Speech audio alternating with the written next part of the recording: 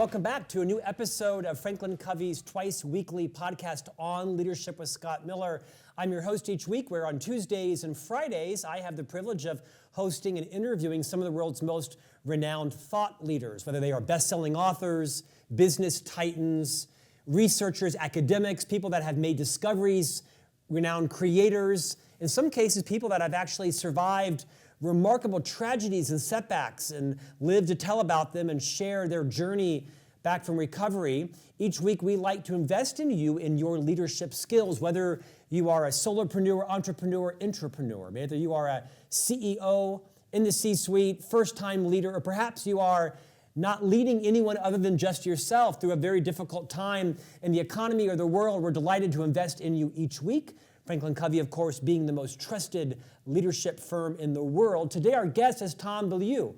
He is known to everyone by several ventures that we'll talk about today, including Quest Nutrition and his podcast that has just south of 1,000 episodes released, where people come to Tom. They don't come to me physically. They come on camera. But people show up to Tom, which is a remarkable differentiator between his podcast and most. I'm excited to have a broad conversation with him today. Tom, welcome to On Leadership. Thanks for having me. I'm excited to be here. So Tom, we interviewed your wife about a year ago, Lisa, which was by every degree of measure one of my top favorite 5 interviews and 350 interviews. Talk about contagiously positive. Talk about a person you can't help but be around and feel better about the world, about yourself, opportunities. You and she have a lot in common. You are a serial entrepreneur. You yourself are a curator, I think, of opportunity and wisdom and excitement for people. Like me, you interview people in your podcast. I'd love it if maybe you would rewind a little bit, talk about impact theory, talk about Quest Nutrition, maybe give us a few minutes on your few decade journey as an entrepreneur and successful igniter of ideas and curator of content. All right, I'll give you the nutshell that brings us to today, and then if there's anything you want to push on, we can certainly go deeper. So I went to film school in the late 90s, and I thought I would graduate and get the 3-picture deal, and I was going to be the next Spielberg, and my life just had such a clear vision. And I graduated, I did not get the 3-picture deal, and I had no idea how to break into the industry whatsoever. This is all before YouTube. This is before phones had cameras on them. I mean, just archaic compared to where we are now. And so I really felt hopeless and lost and just had no sense of how to make the dreams I had become actual reality. And so I ended up meeting these 2 very successful entrepreneurs, and they said, look, you're coming to the world with your hand out. And if you want to control the art, you need to control the resources. So you should get into business and get rich. And I was like, yes, that sounds perfect. And so I got into business, and I thought it would take me 18 months to get rich. It took 15 years, but it actually did work. So maybe a terribly naive plan, but it actually ends up working. And through that whole process, I go from wanting to make films just because I love storytelling to having a very profound why that I was going to be doing all of this. And so my mission during that whole journey, I ended up working in the inner cities a lot. And so just really saw up close what holds people back. And I have what is a bizarrely controversial idea, which is that poverty is really not a money question. It's certainly not a skin color question. It's an ideas question. And if you have the right ideas, then you'll be able to propel your life forward. And if you don't, you won't. And that narrowed down to what I call the only belief that matters, which is that if you put time and energy into getting better, you will actually get better at that thing. And so choose wisely what you decide to get better at. But at any time, you can get better at a thing and take your life in a whole new direction. And so that ends up becoming the thesis that my life proves out. So I take myself from scrounging in my couch cushions to find enough change to put gas in my car, to go to a job interview, which is actually a real story, to building and selling a $1 billion business. So the gap there is simply a gap of ideas. That was me just accumulating as many useful, and utility I think is something people don't think about enough, but accumulating a ton of useful ideas that led to useful skill set. And then that allowed me to accomplish a lot of things. And so I finally, and this would have been in 2016, I end up exiting Quest Nutrition and starting Impact Theory. And the reason it's called Impact Theory is because it's my theory on how to impact people at scale, which is to use story. And so by using story, largely aimed at people at the age of imprint, which is 11 to 15, that you can really have radical impact on people that would otherwise be held back by their zip code. So giving good ideas to people that will hopefully propel their life forward. Okay, we are going to unpack that, because you had a throwaway sentence which led me to building and selling $1 billion company. Let's rewind to that for a moment, because not everyone can say that. Talk about Quest Nutrition, the struggles that took to get that off the ground, the perseverance required to build that firm. This did not happen overnight by any stretch. I'd love to have you maybe tell that story and maybe tease out some entrepreneurial lessons you learned that anybody could use, whatever they're doing on their own volition. Yeah, so that would be very easy to turn into a bunch of lessons. So I'll sort of give some tips of iceberg, and then if you pick an iceberg that you want to go deep in, we can literally go as deep as you want to go. I think about these things as not only a practitioner, these are things that I use every day, but as a teacher. So the things that I'm going to walk you through, again, if you really want to drill down, we can.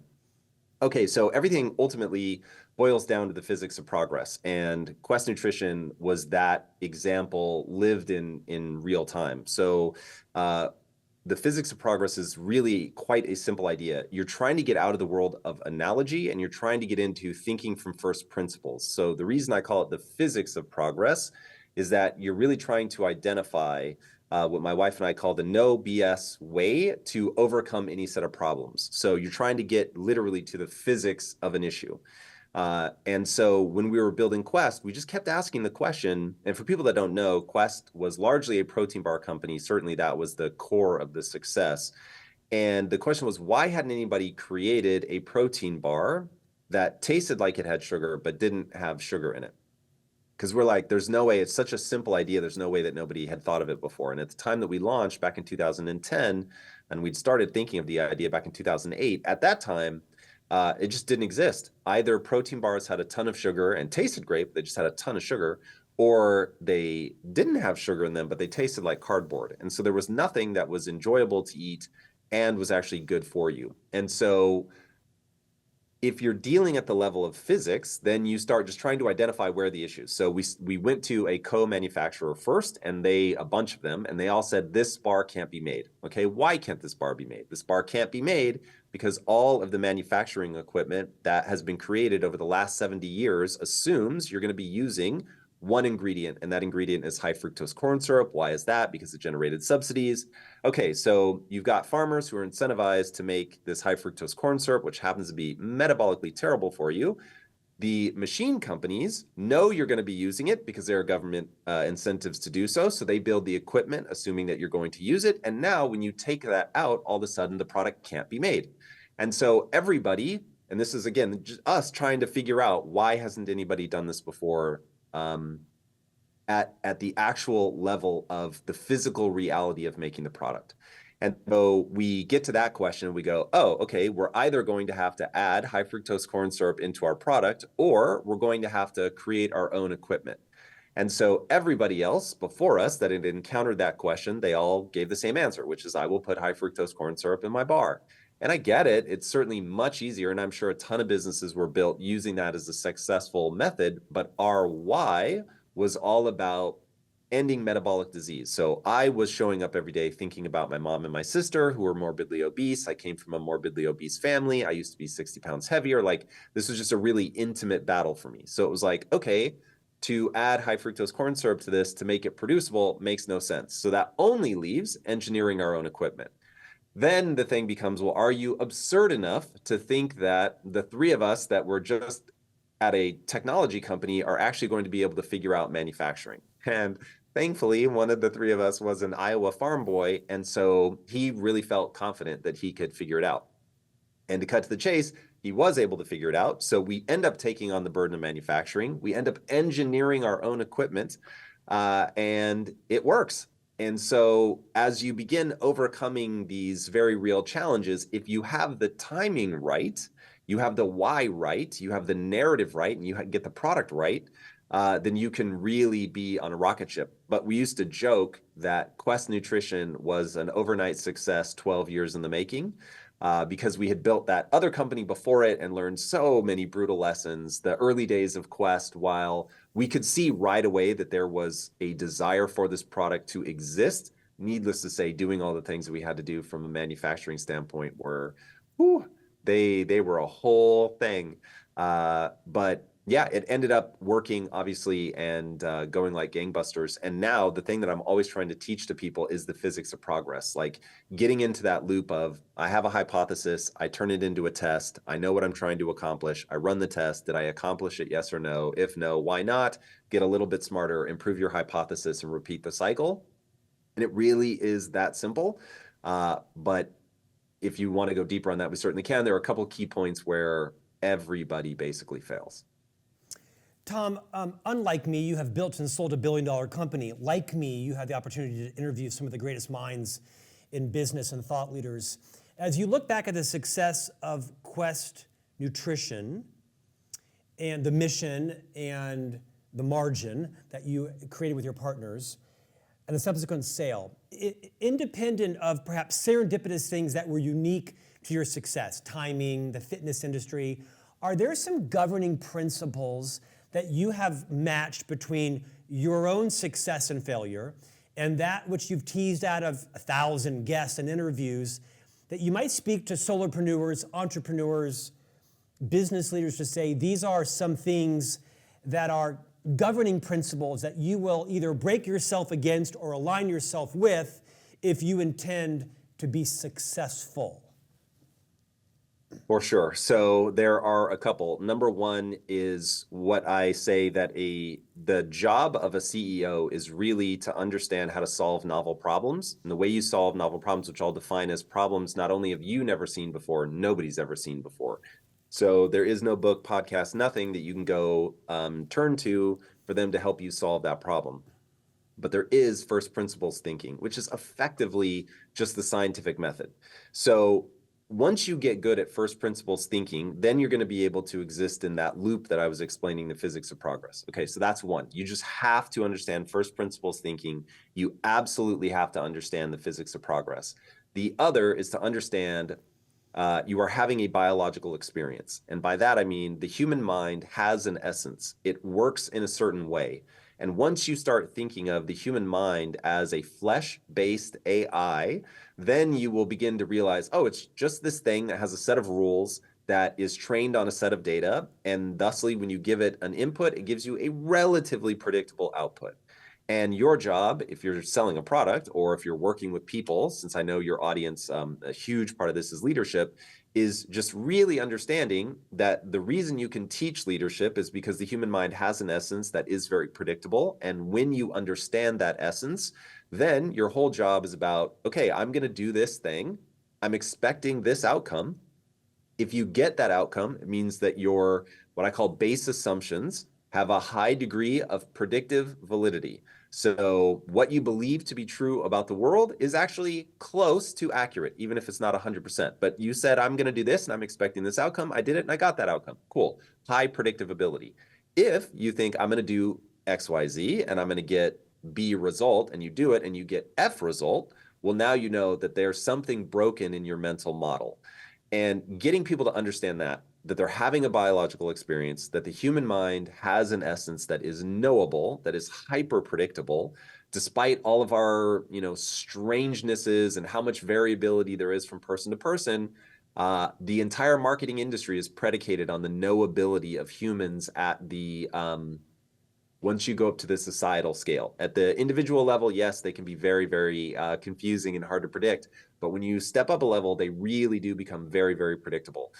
So you put those things together, and I think that people are in really good shape. But I find people tend to ignore one or all of those. People have a great idea. They have an indefatigable work ethic. They have some funding for a runway, and they fail by whatever measure, bankruptcy, bad go-to-market. Are there some commonalities that you've seen that if they just would have done this, they might have achieved success? Do you see some consistent holes in entrepreneurs' strategies? Is it character? Is it vision? Is it timing? Are there any controllable variables that you think people can watch out for? Yeah, so the big thing here is there's always a gap between what you want to sell people and what people want to buy. And look, I'm as guilty of this as anybody. When there's alignment between what you want to sell them and what they want to buy, or the gap is very small, then people tend to be very successful. If there is a big gap between what people want to sell and what people want to buy, that's where you really get into trouble. And people think that they can just keep tweaking their way to success. But the reality is, if the market isn't buying your thing, what they're telling you is, I don't want that. And people they get so hung up on the problem they have being solved in the way they want it to be solved is not necessarily something that's going to scale. And so if people could just be cut and dry, I'm going to do this thing. I'm going to sell this product. It solves this problem in this way. And I'm expecting when I sell that problem that people are going to flock because they want it solved that way. And therefore I will get this result in revenue. Now, when you do that, and you don't get that result, then people tend to tweak. And I find that that's usually the death knell. What you're looking for is, what is that product where truly the only problem you have is awareness? Meaning, if you give that product away for a week, for a month, whatever, or in the case of Quest, you just let somebody eat a bar and then they become a lifelong customer, now you have a phenomenal business because the person recognized immediately, I wanted this solution to this problem, and this solves that problem in that way.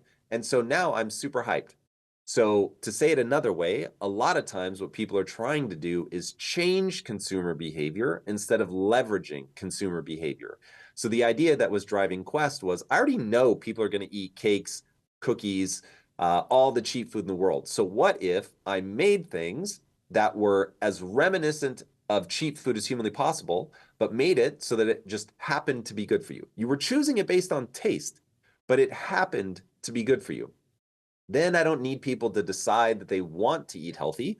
I just need them to know this thing that is healthy, tastes good, is convenient, and it's surrounded by food porn imagery, which now people take for granted, but was really revolutionary when we were doing it. So all of those things are where people trap themselves, and you really do have to let go of like, oh, but this is what I want the solution to be.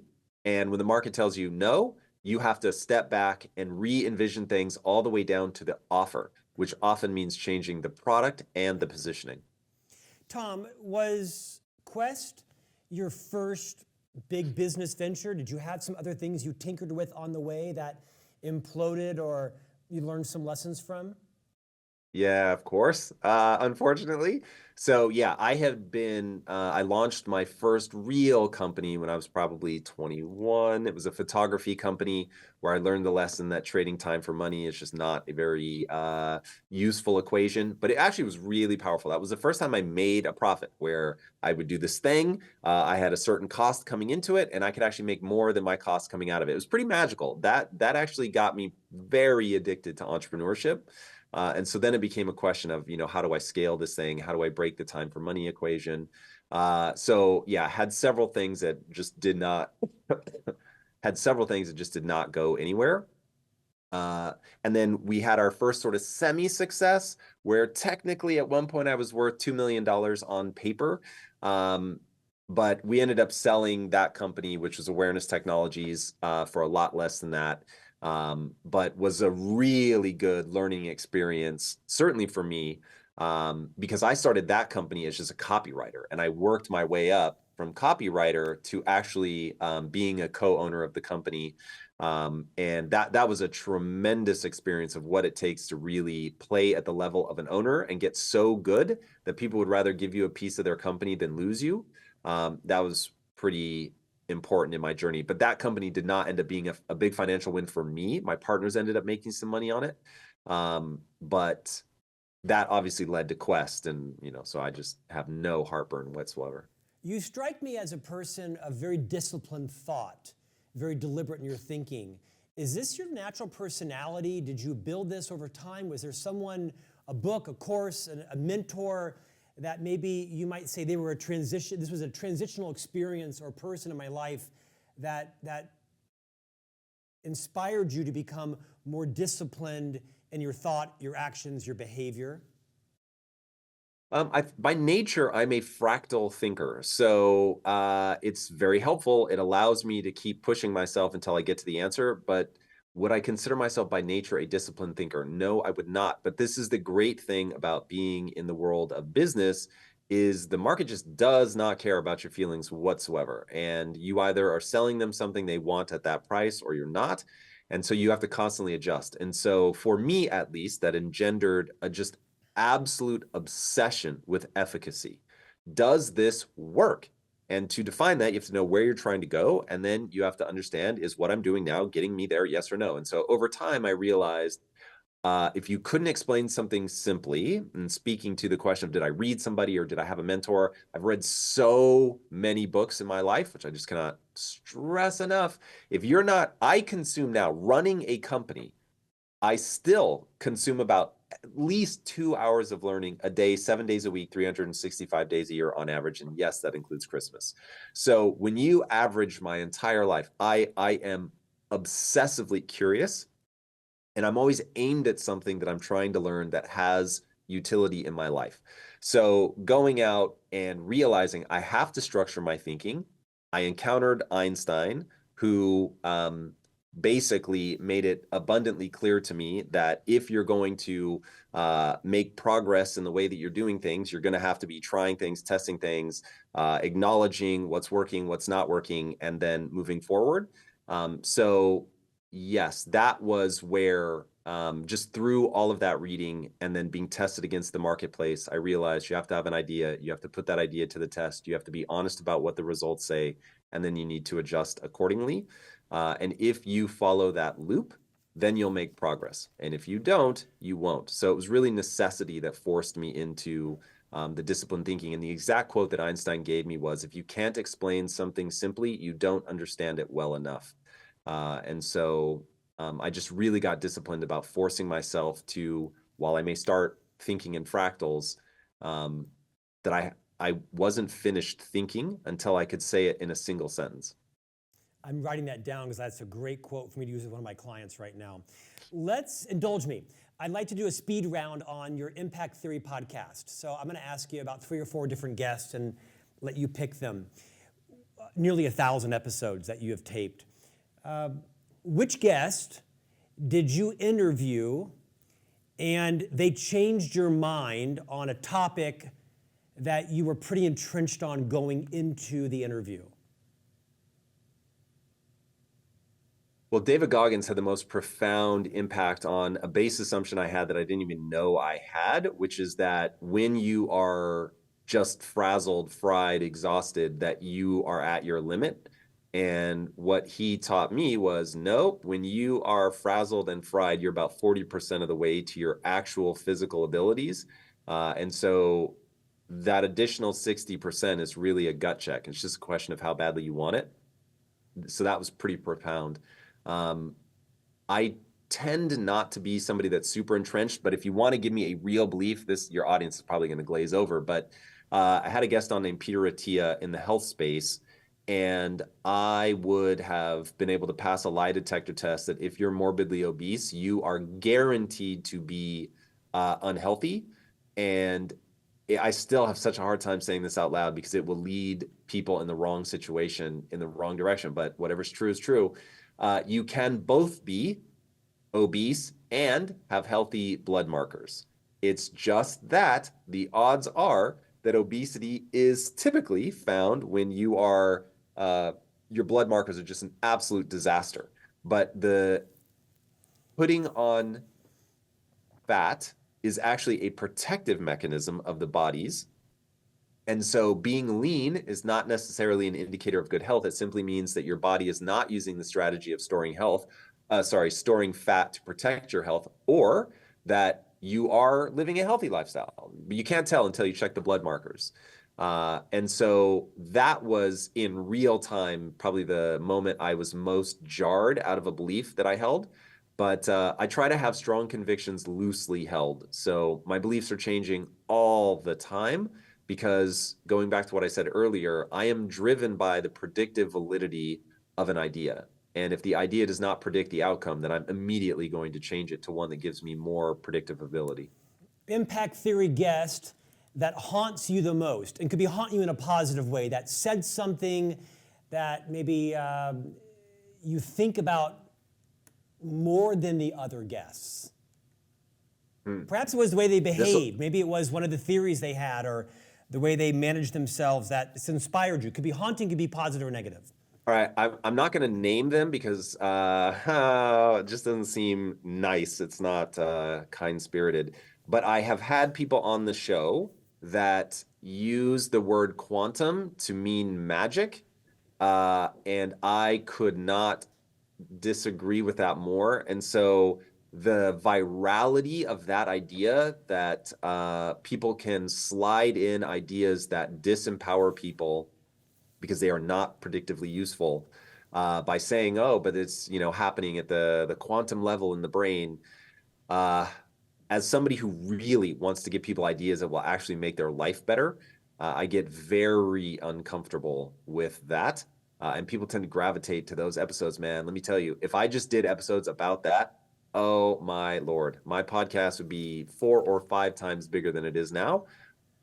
That is the world telling me that that's what they want from me. So going back to my earlier thing about you want to give them one thing and they want another. And if you don't give them what they want, you're going to have a financial gap. So I definitely have a financial gap because I'm not willing to give people that which I don't believe serves them. Because I live in perpetual terror of being spiritual entertainment. What I want to be is a repository of useful ideas. And so if they don't move your life towards actual human flourishing, I can't be a part of it. What is spiritual entertainment? Where people feel better about their life. You give them a sense of, I feel expansive in this moment, but there's nothing to do with that. And so it's what I call the 2-hour declining arc of influence. So if you go out and you get people all hyped up, you give them a ton of motivation, but you don't give them any skill set, they feel amazing. Amazing. I can make people feel so good about themselves, about where they're going, the world, what they're capable of. And then 2 hours later, they're back to baseline and they have not made any substantive change in their world because I haven't given them the skill set that they will need to actually effectuate change in their life. And that making real tangible progress towards a goal that matters to you is ultimately the point. Like that's how you're going to feel better about your life. And so I try to traffic only in ideas that if you deploy them in your life for real, it will actually move you towards your goals in a way that makes your life qualitatively better. If the world could only listen or watch to one episode, which would it be? I'm going to go with, since we've already mentioned Goggins, I'll go with the first Jocko Willink episode I did around extreme ownership. I think that is one of the most important ideas in the world. If you take complete and utter responsibility for everything in your life and face the hard things with a simple, good, yeah, this terrible thing is happening, good. Now, what does that mean? I'm only going to meet this with positivity. I am only going to meet this with a solution-oriented mindset. I'm going to figure out how this challenge is going to benefit me in some way. And if you can approach it in that way and say, okay, my life is a direct reflection of the choices I've made. What different choices can I make to get the outcome that I desire? And then go make those choices. Now you remain in control and you can get the life that you ultimately want, again, by living in that loop of the physics of progress. But that requires you to say, I have to be a little bit smarter about this. I have to learn something new. It does not come from, well, but the economy is bad. What can I do? Oh, the world doesn't want people that look like me to succeed. Whatever it is that people are telling themselves. And here's the thing. The worst thing about excuses is that they're valid. I'm not even saying that the excuses aren't real. Let's assume they're 100% real. It just does not help you. So you want to keep yourself in a position of control where you say, okay, if I make a different choice, I can get a different outcome. What different choice do I need to make to get where I want to go? And if I can get people to just live in that moment, I'm not saying it's fair. I'm not saying it should be that way. I'm just saying it is that way. And the whole point here is to make real, meaningful progress towards your goals, the things you care about. And there is a way to do that, but you're going to very much have to retain your control, not spend time on the very real things that are working against you, but instead focus entirely on what you can control and then execute maniacally.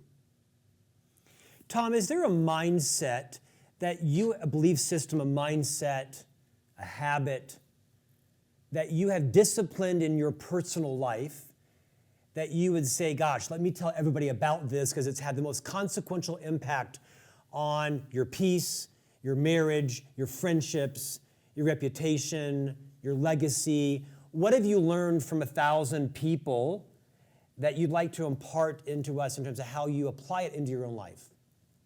The only thing that matters in life is how you feel about yourself when you're by yourself. And that means you need to earn your own respect. To earn your own respect, you have to define your value system and then live up to it. Most people not only don't live up to it, they never even take the time to define it. So they don't know what they're living up to in the first place.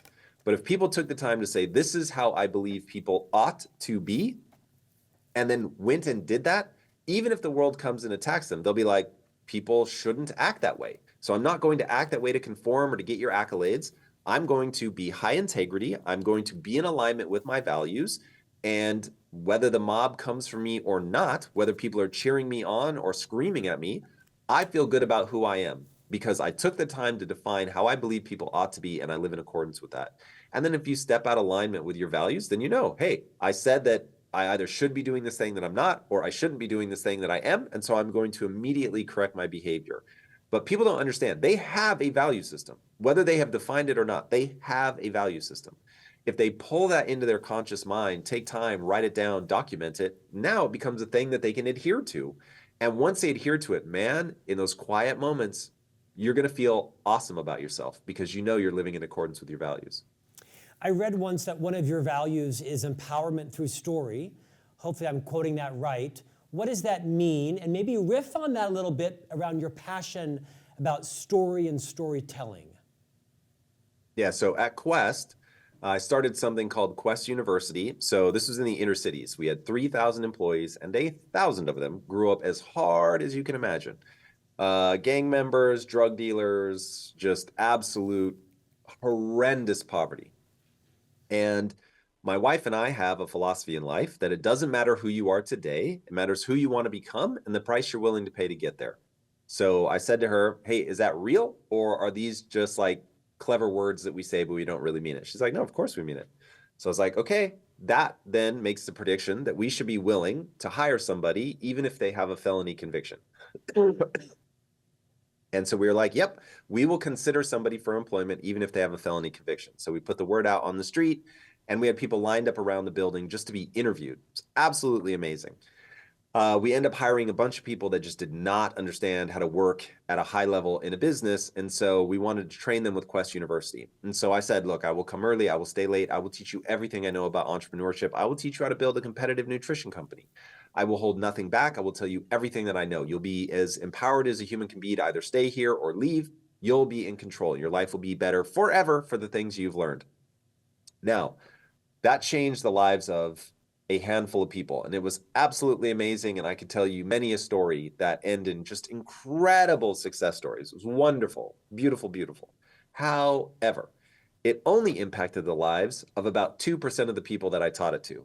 And as a scale guy, I became obsessed with, well, what about the 98%? Because if I can impact the 98%, I'm going to have a much bigger impact. Now, making a lot of brain science fit in a very condensed nutshell here, what I realize is that you have to go to the age of imprint, which is the age of 11 to 15. Japanese actually have a word for this. It's shonen, which translates as the few years. And it, I think, resonates with parents when you say, yeah, there's something interesting going on in that 11 to 15 year period. And there's a reason that parents are sort of maximally annoyed by their kids at that period, because that's when kids push away from their parents and they begin drinking from the culture. And so what I realized was, okay, hold on. I can't control who your parents are, who are just going to influence the life out of you from 0 to 11. I can't influence what neighborhood you're born into, and your zip code currently is the #1 predictor of your future success. I can't even influence who your friends are, but I can influence what your friends think is cool. And so how am I going to do that? I'm going to do that by, instead of going at people on an intellectual level, which was Quest University, think like this, act like this, get this outcome. Instead, I'm going to tell you stories, and the stories will be cool. Star Wars changed the course of my life. Yoda is a philosopher within a movie, but he's a legitimate philosopher. He's basically a mashup of Buddhism and Taoism. So you get this character that is clearly spouting real Eastern philosophy. And then a friend of mine hands me a book when I'm like 15, 16. He's like, hey, you should read this. It's called the Tao Te Ching. And I read it and I'm like, oh my God, this sounds like Yoda. And so Yoda becomes the in for me to learn Taoism. Taoism becomes basically, it's like life aphorisms. So it was the first introduction to kind of motivation of thinking outside the box, of understanding that I am inside of a frame of reference, and that frame of reference is coloring the way that I see the world and what's possible. But if I change my frame of reference, the entire sense of what's possible changes. And so that plants the seed that ends up being just beyond influential in my life. So I can track that back to a movie. The Matrix, same thing. That movie is immeasurably important in my life in terms of showing me what's possible if you acquire skills. So I was like, okay, wait a second. I can wrap these incredibly powerful ideas inside of movies, which I've already seen in my own life have really had a big impact on me. And I can do this intentionally in video games and comic books and film, TV. And that will, I believe, allow me to hit the 98% because you're hitting them on an emotional level and you're getting them when their brain is literally primed to pull out those lessons, and they will take them with them for the rest of their lives, which is why people say you'll never love a band as much as the band you loved when you were 12. There's just something about that period that the brain really is drinking deeply from culture, and it's going to remain outsized. It's going to have outsized importance on you for the rest of your life. And so I'm trying to hit people there with really useful ideas. Tom, send us off with something I think a lot of people face, and that is the natural assault of negative thoughts in our lives. Right? We know from the brain science that our brains lie to us. We have automatic negative thoughts no matter how things are going well or not. Is there any process or insight that you've gleaned from your interviews, your own self-discovery about how you deal with the fact that your brain pummels you with negative thoughts and how you manage them, contain them, fight them? I think it's something that everybody could benefit from. Yeah, this is why I want people to understand that you are having a biological experience. Your brain works in a predictable way. So as you said, the negative thoughts are automatic. You do not do anything to engender them. They just happen. That is evolution at work. So to keep you alive long enough to have kids that have kids, your brain is like, hey, you need to be very worried about anything that could be potentially dangerous. We'll worry about things that have upside later. For now, I just need to keep you alive. So we are just over-primed for negativity. So really understanding that is hugely important. So my thing is, look, I don't think you can or even necessarily want to escape negative thinking. I think what you want to do is use that negative thought as a habit loop trigger to remind you to only do and believe that which moves you towards your goals. So I think humans are just unbelievably bad at identifying objective truth. So one, let's agree that objective truth is physics. Everything beyond physics is interpretation, okay? This thing happened, and nobody really worries about this thing happened. What they worry about is, and it means this. This thing happened, and it means good things are going to happen, or bad things are going to happen, or whatever. So it's really the interpretation of the facts that become incredibly, incredibly important. So take, for instance, Michael Jordan gets cut from his freshman basketball team. Okay, terrible thing, right? Except it's actually the thing that gives him the fuel to go on and practice like a demon and become the Michael Jordan that we know. And you see in his Hall of Fame acceptance speech, it still bothers him. So it's like, is it a bad thing? Or was it the thing that allowed him to achieve all the greatness? Now, I'm not saying either of those interpretations is right, but I'm saying one interpretation, the one that makes him go and practice and be driven, is the thing that he needed to believe, like, this sucks, and I'm going to prove to everybody that this was a mistake. They were wrong about me. I'm going to prove it. I'm going to show them. That's what he needed to believe about that in order to become the Michael Jordan that will live long beyond himself. Okay, so if that's your goal, I want to leave a legacy, then that interpretation of getting fired is the one, or getting rejected from the freshman basketball team is the right way to interpret that event.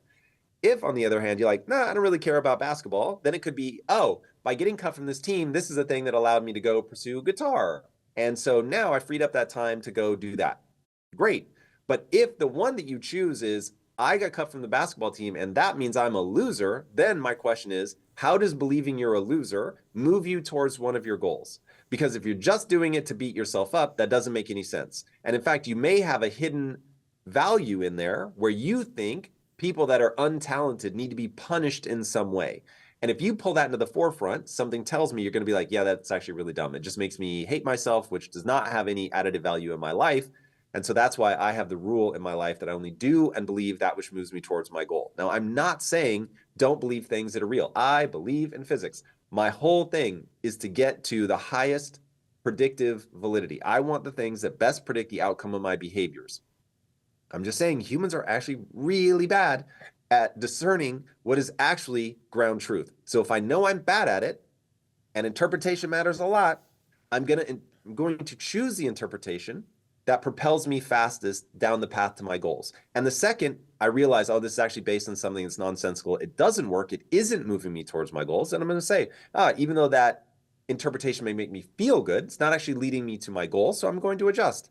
So I'm always actually trying to hew closer and closer to truth. It's just that I assume all of my default beliefs are going to be, I'm a loser, I'm a failure, I shouldn't try this again, this doesn't make any sense, it works for other people, but not for you. Like, that's what my brain is going to cough up naturally, because the human mind has an essence. That essence is to protect me from dangerous things. That essence is not to try to help me become the greatest of all time.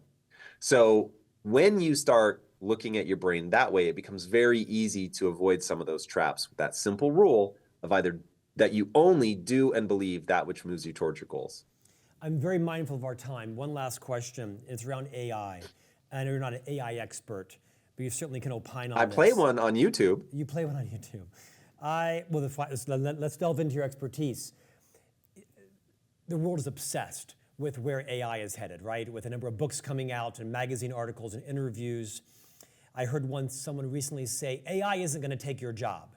It's the person who uses and knows AI that's going to take your job. And I hear other people say, no, there's going to be a mass displacement of human talent in the world in the coming years, not decades, but years.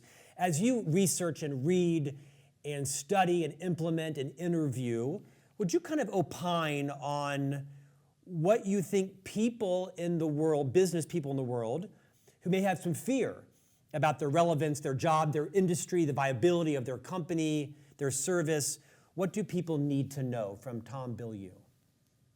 So both of those people are right. They're just on different timelines. So in the near future, call it 3 years, AI is not going to take your job for sure. It will be somebody that is good at integrating AI that's going to take your job. So if you don't learn that now, this would be like being a cab driver, in the late 1800s who refuses to learn how to drive because, the horse is good enough for me. It's like, yes, but this is a one-way street, my friends. Like, there's only going to be more technology. There's only going to be more AI. And if you don't get good at using it, you're going to be in trouble. Now, you start getting much farther out than 5 to 7 years, AI is going to replace a metric ton of jobs. It will be unreal, the number of things that we're going to be able to outsource.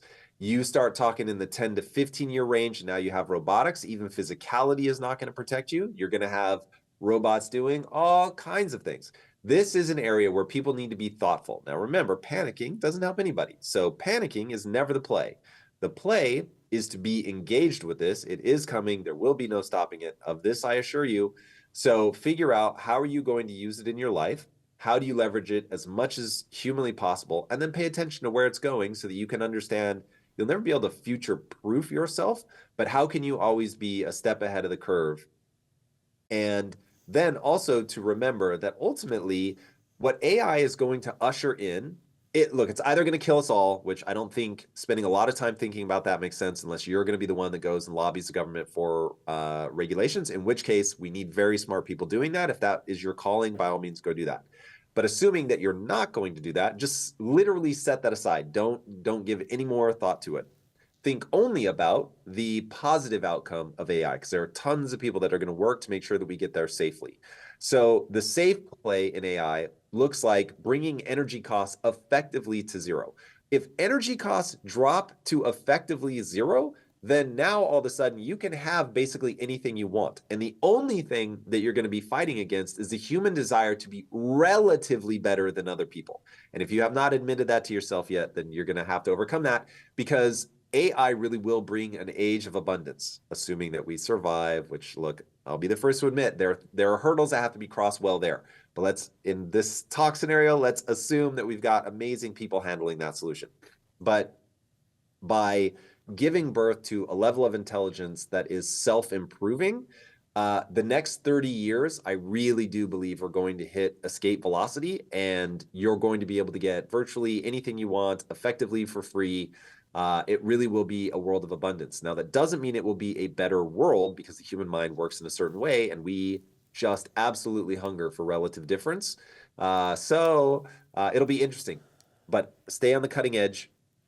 Make sure that you understand it well enough to control your own destiny, your own life, to not be swept away by the thinking of others out of ignorance. And I think that's where most people live. And for anybody that's watched the evolution of my interview show, it started out purely as mindset. And then it's now shifted into world affairs, because ultimately our lives are governed by the ideas that we lean into. And so if you're leaning into the AI hysteria and fear, then you're going to get swept away by that. If you lean into the idea that, oh, I can leverage this, I can be at the cutting edge, I can use AI to make my life better, then you will get carried away with that, and you'll be able to do that. So retain control, focus on the positive, do not allow yourself to overly worry or panic. I don't think it makes sense to look back at, however many tens of thousands, hundreds of thousands of years of unbroken progress, and think that all of a sudden that we are going to annihilate ourselves. Again, I'm not Pollyanna about it. There's a very real thing there that has to be looked at and handled exceedingly well. But I think it is, in the final analysis, it is very wide to lean optimistic, as long as you believe the right people are addressing the regulatory problem.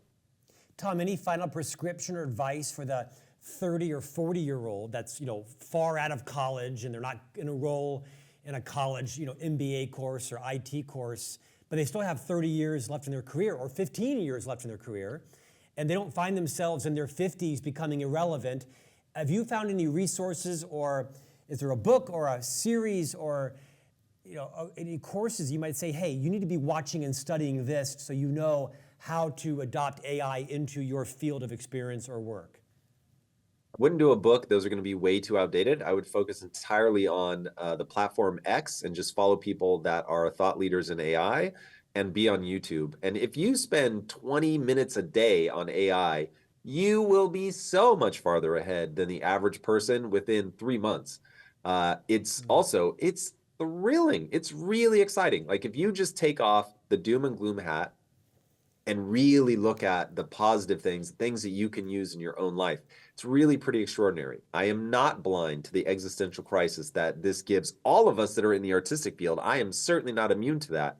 But I am well aware that this kind of disruption happens, not all the time, but it happens a lot. Like, the odds of any of us getting out of an era with massive change is effectively zero. So yeah, face it head on, learn it, figure out how you can use it, leverage it as much as you can, be honest and real about where the world is going, and pivot as much as you need to. That's all going to be sustainable only if you have curiosity around it. If you're doing it from a place of fear, it's not going to be fun. You won't stick with it. Tom Bilyeu, extremely gracious of you to join us today. We could have gone for more hours, because I'm sure people are going to be re-listening to that last piece around AI as well. Escape velocity. I love this idea of the age. Tell me, the age of imprint. I have 3 sons that are 9, 12, and 13, so you've haunted me in a positive way about that going forward. Say hi to the better Bilyeu, your wife Lisa from Scott Miller. Thanks again for joining us today. Thanks for having me. And we'll see you back here next week for a new conversation on leadership.